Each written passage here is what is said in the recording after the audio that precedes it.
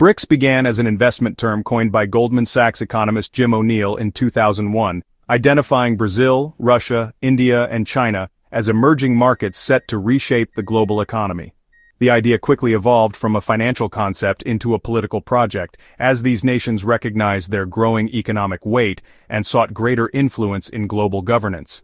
In 2009, the first BRIC summit was held in Russia, with the group aiming to challenge the dominance of Western-led institutions like the IMF and World Bank. The Bloc's mission to push for a more balanced, multipolar world order that better reflects the realities of global power.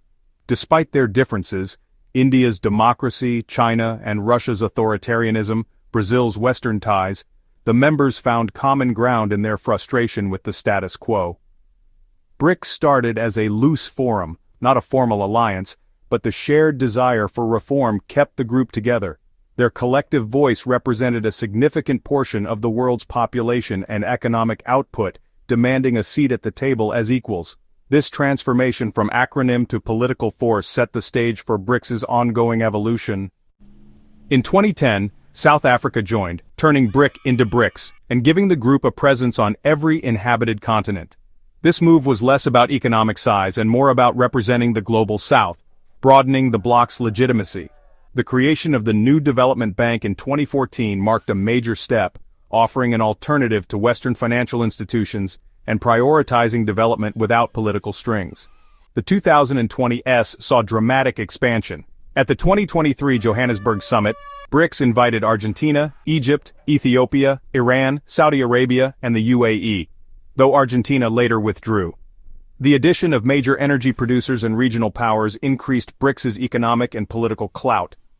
Indonesia's accession in 2025 further solidified the group, now known as BRICS Plus. By 2024, BRICS Plus accounted for nearly 40% of global GDP, PPP, surpassing the G7, and controlled a vast share of the world's energy resources. For many in the global South, BRICS Plus offers a way to diversify alliances and amplify their voice without choosing sides in the US-China rivalry. Donald Trump's America First policies from 2017 to 2021, marked by protectionism and skepticism of multilateralism, inadvertently pushed BRICS nations closer together. The US retreat from global leadership created a vacuum which BRICS eagerly filled, presenting themselves as a cooperative alternative for the developing world. Trump's trade war with China forced Beijing to deepen ties within BRICS, while unpredictable US trade policy made all members seek greater solidarity. The weakening of global institutions like the WTO and Paris Agreement under Trump further eroded American credibility. In contrast, BRICS held annual summits, championed multilateralism, and advanced their own institutions. Trade among the original five surged by over 40% between 2021 and 2024, and the bloc's political discourse became more cohesive.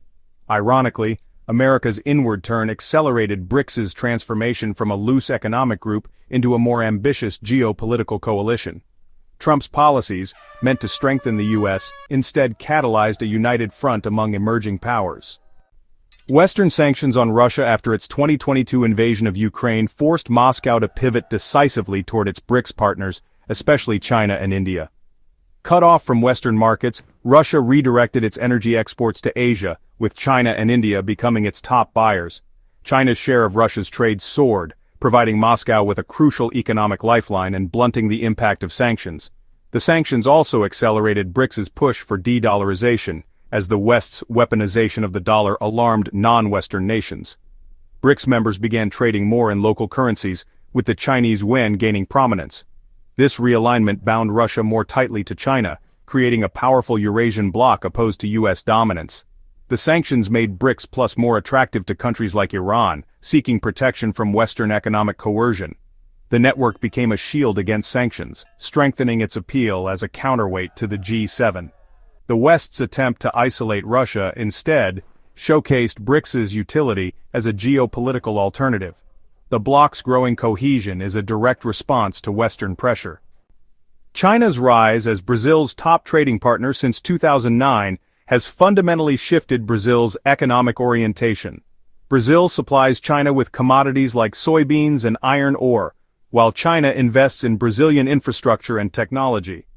When Ford closed its factory in Bahia, Chinese EV giant BYD stepped in, symbolizing the shift from Western to Eastern investment and technological leadership.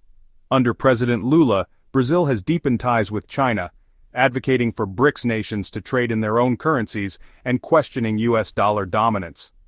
Chinese firms like Huawei are building Brazil's 5G network, and Chinese capital is financing major infrastructure projects. While Brazil maintains ties with the West, its future prosperity is increasingly linked to China. This partnership extends beyond trade, encompassing technology, energy, and development. China's influence in Brazil exemplifies how BRICS is reshaping global economic relationships. The China-Brazil bond is a microcosm of the broader BRICS Plus transformation. BRICS Plus positions itself as the champion of the global South, offering an alternative to Western-led institutions often seen as exclusionary. The new development bank provides infrastructure financing without the political conditions attached to IMF or World Bank loans, appealing to countries prioritizing sovereignty. Expansion to include the UAE, Egypt, and Ethiopia has broadened BRICS Plus's representation and strengthened its claim to speak for developing nations. For sanctioned or marginalized countries like Iran, BRICS Plus offers a diplomatic lifeline and a sense of belonging. The Bloc's message of a more democratic multipolar order resonates across Asia, Africa, and Latin America.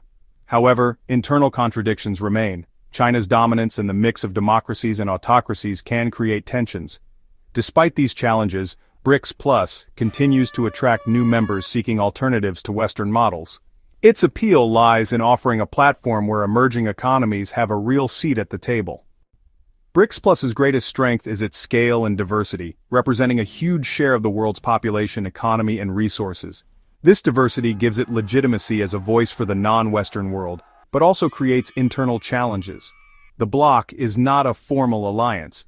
Its members have vastly different political systems and sometimes conflicting interests. Tensions like the India-China border dispute can hinder unified action. China's outsized economic power creates unease among other members wary of becoming junior partners. Consensus-based decision-making limits the group's effectiveness on divisive issues. BRICS Plus works best as a forum for dialogue and a symbol of shifting power, but struggles to act decisively on security or trade conflicts. Its future depends on managing internal contradictions and finding enough common ground to wield real influence. The future of BRICS Plus hinges on U.S. foreign policy, especially if Trump returns in 2025, which could further unite the bloc. China's economic health will be crucial. Continued growth will fuel BRICS initiatives, while a slowdown could stall momentum. The bloc's ability to move from rhetoric to action, like creating a common currency or payment system, will test its cohesion. Technical and political hurdles to de-dollarization remain immense, but success would reshape global finance. BRICS Plus must also prove it can address global challenges like climate change and pandemics as a united front. The group is unlikely to replace the Western-led order but will persistently chip away at its foundations.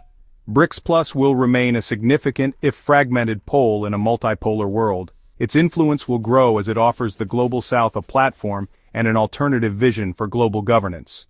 The existence of this alternative is itself a profound shift in the international system. The rise of BRICS Plus is as much a result of American policy as it is of emerging powers' ambitions. US-led globalization empowered China and India, but later shifts toward isolationism and sanctions pushed these nations to seek alternatives. The America First doctrine accelerated distrust, prompting countries to diversify partnerships and build resilience.